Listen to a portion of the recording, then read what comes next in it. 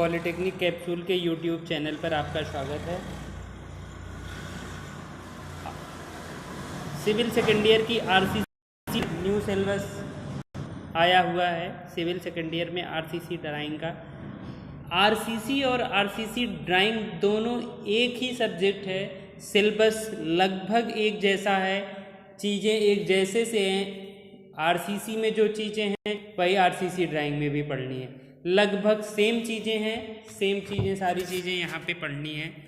ठीक है, RCC drawing में आज हम लोग देखते हैं, पर इंट्रोडक्शन पे चर्चा करते हैं। पहले हम जान लेते हैं आरसीसी क्या होती है और पीसीसी। एक नाम है आरसीसी, दूसरा नाम है पीसीसी। आरसीसी का फुल फॉर्म होता है रेनफोर्ड सीमेंट कंक्रीट, जिसे डीआरसीएस, आरसीटी कई नामों से जाना जाता है। ठीक है, आरसीसी को, और दूसरा नाम नीचे लिखा हुआ है PCC, plane cement concrete. RCC और पीसीसी में अंतर क्या है, इसको समझ लेते हैं और आगे फिर बढ़ते हैं। जब किसी संरचना में छड़ का प्रयोग किया जाता है, जब किसी संरचना में छड़ का प्रयोग किया जाता है, स्टील का प्रयोग किया जाता है, तो उस प्रकार की संरचना को आरसीसी संरचना कहते हैं। ठीक, जब किसी संरचना में छड़ का प्रयोग किया जाता है अथवा इस्पात का प्रयोग किया जाता है, छड़ की जगह पे आप इस्पात कहिए। जब किसी संरचना में इस्पात का प्रयोग किया जाता है तो उस संरचना को आरसीसी संरचना कहते हैं। ठीक है, आरसीसी स्ट्रक्चर कहते हैं, प्रबलित सीमेंट कंक्रीट कहते हैं। आरसीसी स्ट्रक्चर प्रबलित सीमेंट कंक्रीट कहते हैं। फिर आगे देख लेते हैं दूसरा पीसीसी। क्या नाम है? पीसीसी, प्लेन सीमेंट कंक्रीट, सादा सीमेंट कंक्रीट। सादा सीमेंट कंक्रीट जब किसी संरचना में कंक्रीट का ही प्रयोग किया जाता है, कंक्रीट का ही प्रयोग किया जाता है, तो इस प्रकार के स्ट्रक्चर को पीसीसी स्ट्रक्चर, सादा सीमेंट कंक्रीट कहते हैं। ठीक है, जब किसी संरचना में स्ट्रक्चर में स्टील का प्रयोग नहीं किया जाएगा, इस्पात का प्रयोग नहीं किया जाएगा, तो उसे सादा सीमेंट कंक्रीट कहेंगे। अगर जब जब किसी कंक्रीट संरचना में इस्पात का प्रयोग किया जाएगा तो उसे हम आरसीसी स्ट्रक्चर कहेंगे।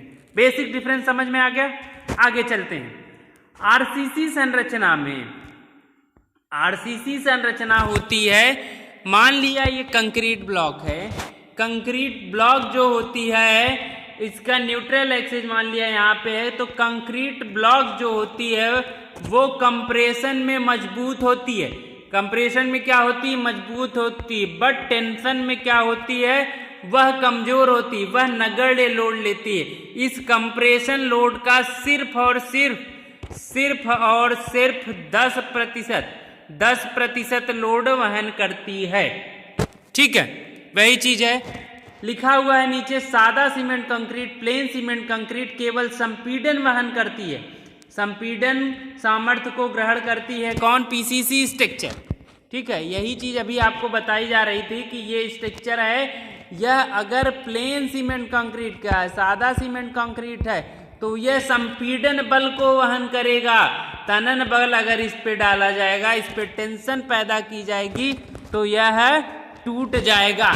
उस तनन बल लगने पर उसे रोके रहने के लिए हम इस संरचना में इस्पात का प्रयोग करते हैं।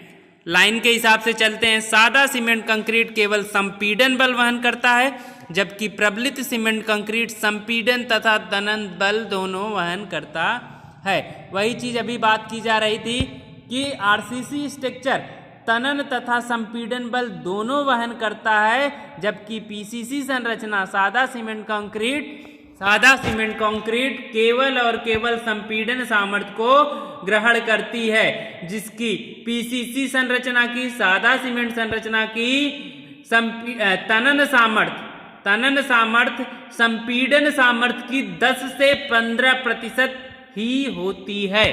ठीक है, आगे लाइन में लिखा है कि सादा सीमेंट कंक्रीट पीसीसी संपीड़न बल वहन करता है, परंतु तनाव में यह बहुत कमजोर होता है। यह संपीड़न बल का 10 से 15% ही वहन कर सकता है लोड। आगे लिखा हुआ है सादा सीमेंट कंक्रीट, जब किसी संरचना का निर्माण, परिभाषा क्या लिखी हुई है सादा प्लेन सीमेंट कंक्रीट की, जब किसी संरचना का निर्माण सीमेंट, बालू व गिट्टी के एक निश्चित अनुपात में मिलाने के उपरांत तैयार किया जाता है तो उस सुगठ्य पदार्थ को प्लेन सीमेंट कंक्रीट, सादा सीमेंट कंक्रीट कहते हैं। प्लेन सीमेंट कंक्रीट कहते हैं। ठीक है, जब किसी संरचना में सीमेंट, सैंड, एग्रीगेट के मिक्स करके निर्माण किया जाए तो उस प्रकार के स्ट्रक्चर को हम क्या कहेंगे, सादा cement concrete, plane cement concrete कहते हैं। आगे बढ़ चलते हैं, देखते हैं, आगे देखते हैं।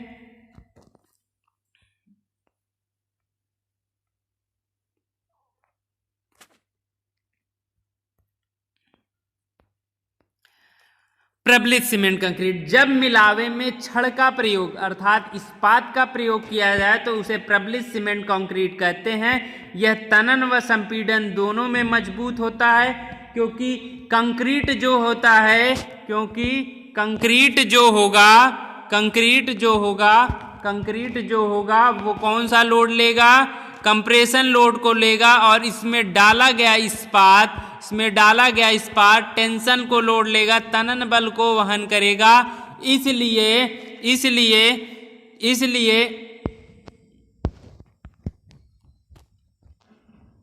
इस संरचना को प्रबलित सीमेंट कंक्रीट कहते हैं। ठीक है, यही चीज लिखा है कि जब मिलावे में छड़ का प्रयोग किया जाता है तो उसे प्रबलित सीमेंट कंक्रीट कहते हैं। यह तनन व संपीड़न दोनों को में मजबूत होता है। कंक्रीट संपीड़न तथा इस्पात तनन सामर्थ्य दोनों ग्रहण करता है। इस्पात का प्रयोग 0.7 से 4% खंड के क्षेत्रफल का रखा जाता है। अर्थात मान लीजिए कि ये कंक्रीट ब्लॉक है जिसका एरिया ए है, इसमें इस्पात का प्रयोग हम कितना करेंगे, 0.724% ऑफ एरिया। ठीक है, मतलब जो छड़ का क्षेत्रफल या इस्पात का क्षेत्रफल होगा इस कंक्रीट ब्लॉक के क्षेत्रफल का 0.7 मतलब मिनिमम 0.7 और मैक्सिमम 4% रखा जाएगा। ठीक है, यही चीज यहाँ पे लिखा हुआ है, फिगर में दिखाया गया है कि इस्पात की मात्रा इतनी रखी जाएगी। ये कितना परसेंटेज किसके रहेगा, उस कंक्रीट ब्लॉक के क्षेत्रफल का जितना छोटा क्षेत्रफल होगा उतनी कम सरिया का प्रयोग, कम छड़ का, कम इस्पात का प्रयोग किया जाएगा। अगर उसका एरिया अधिक होगा, वॉल्यूम अधिक होगा तो हमें इस्पात का प्रयोग उसके अनुसार बढ़ाना पड़ेगा। आगे देखते हैं प्रबलन इस्पात के प्रकार, काइंड्स ऑफ रीइंफोर्समेंट। प्रबलन इस्पात मुख्यतः 2 प्रकार के होते हैं। सामान्यतः यह 3 प्रकार के होते हैं। मुख्यतः 2 प्रकार के होते हैं। पहला सादा सीमेंट, दूसरा मीडियम टेंसाइल स्टील, तीसरा हाई यील्ड उच्च विरूपित छड़े।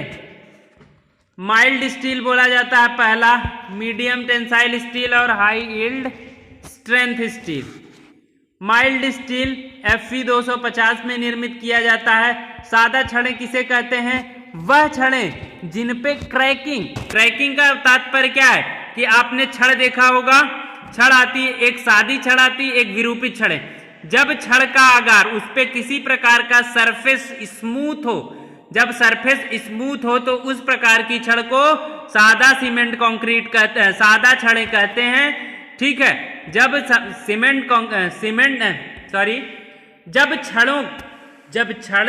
छड़ों का ऊपरी सतह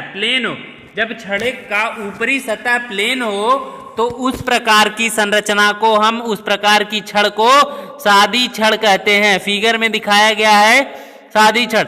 मीडियम टेंसाइल स्टील इसमें क्या किया गया कि कार्बन के परसेंटेज को बढ़ा दिया गया, कार्बन के परसेंटेज को बढ़ा दिया गया, तो इस प्रकार की स्टील का निर्माण हुआ। तीसरा पॉइंट है, कहता है तीसरे टाइप्स क्या कहता है, हाई यील्ड स्ट्रेंथ स्टील। यह दो प्रकार की होती है, एक Fe200, एक Fe415 और Fe500। Fe415 और 500 का मतलब क्या है, यहाँ पे ऊपर भी लिखा हुआ है कि सादा प्लेन सीमेंट कंक्रीट जो होती है, प्लेन सादा छड़े जो होती है Fe250 की बनाई जाती हैं, मीडियम टेंसाइल वाली Fe350 की बनाई जाती हैं, और Fe415 जो होती है हाई यील्ड स्ट्रेंथ बार जो बोली जाती है। जब छड़ों पे प्लेन सीमेंट और डिफॉर्मेशन छड़ में जमा, समझ लीजिए प्लेन बार और डिफॉर्मेशन बार, जब छड़ों पर क्रैकिंग न की जाए, प्लेन सरफेस हो, तो उस प्रकार की छड़ को सादा छड़े कहते हैं। और जब छड़ों पर स्पेसिंग पर उसके ऊपर क्रैकिंग कर दी जाए या इस तरीके का विरूपित कर दिया, खुरदुरी सतह प्राप्त की जाए, तो उस प्रकार के स्ट्रक्चर को हम क्या कहते हैं, विरूपित छड़े कहते हैं। यह दो प्रकार की होती है, एक Fe415 और Fe500। Fe415 का मतलब उसकी सामर्थ्य से है, Fe415 की सामर्थ्य कम और 500 की सामर्थ्य अधिक होती है। 415 में कार्बन का परसेंटेज कम और Fe500 में कार्बन का परसेंटेज अधिक होता है। ठीक है, आगे बढ़ चलते हैं। प्रबलन इस्पात का आकार कितने आकार का होता है, 3 तरीके की होती है छड़े। अभी आपसे चर्चा हो रही है गोल छड़े, कौन सी गोल छड़े होती हैं। दूसरा विरूपित छड़े, जिनके ऊपर विरूपित किया जाता है, खुरदुरी सतह बनाई जाती है, उन्हें क्या बोला जाता है, विरूपित छड़े। ऐठी छड़े वो छड़े होती हैं जिनका प्रयोग हम एक पतली तारनुमा पतले वायर को आपस में बांधकर एक जाल बना दी जाती है, तो इस प्रकार की छड़ को ऐठी हुई छड़ कहते हैं। कैसी छड़ कहते हैं, ऐठी, ट्विस्टेड बार। पहले आते हैं गोल छड़ों के बारे में, कहते हैं यह छड़े 6 से 8, 10, 12, 14, 18, 16 इस तरीके से 50 mm डाया तक का निर्माण की जाती है। इनकी अधिकतम लंबाई 13 मीटर होती है। ठीक है, लेकिन गोल छड़े जो होती है राउंडेड बार, इसमें किसी तरीके का कुछ नहीं होता। दूसरा है विरूपित छड़े, डिफॉर्मेशन बार। इसमें क्या होती है, इसकी सरफेस क्या होती है, रफ होती है, खुरदुरी होती है। विरूपित छड़ों का प्रयोग करने से गोल छड़ों की, अर्थात कहने का है कि अगर आप विरूपित छड़ का प्रयोग कर रहे हैं, अगर कहीं पे प्लेन छड़ का प्रयोग कर रहे हैं, एक जगह पे यहाँ पे मान लीजिए कि आपने क्या किया कि विरूपित प्लेन छड़ का प्रयोग किया और यहाँ पे विरूपित छड़ का प्रयोग किया, तो जहाँ पे आपने विरूपित छड़ का प्रयोग किया वहां पे आपको नंबर ऑफ बार, छड़ों की संख्या कम प्रयोग करनी पड़ेगी। सादी प्लेन मतलब यह स्ट्रेंथ, इसकी बॉन्डिंग क्या होती है, विरूपित छड़ों की अधिक होती है। वही चीज लिखा हुआ है, विरूपित छड़ों का प्रयोग करने से गोल छड़ों की अपेक्षा 40% इस्पात बचत होती। किसकी बचत होती, इस्पात की।